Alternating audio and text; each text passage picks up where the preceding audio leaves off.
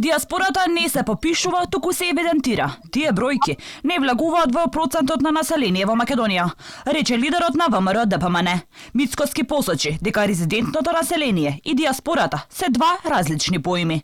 Доколку оние кои живеат во земјава и оние кои се иселиле во странство се пресметуваат заедно, опозицијата тоа нема да го признае.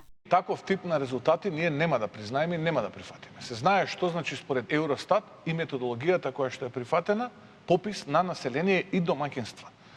Ова е евиденција на диаспора. И како евиденција ќе ја третираме.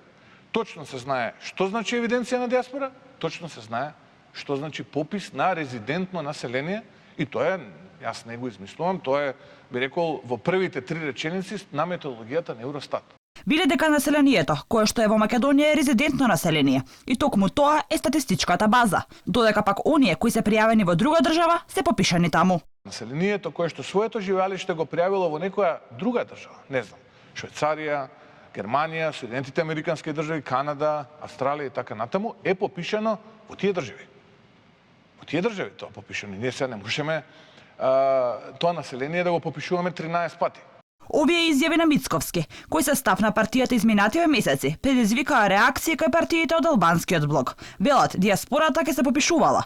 Речи си на иста линија со нив и премиерот Заев. Диаспората е нашиот народ. Денеска е надвор, утре ќе е тука.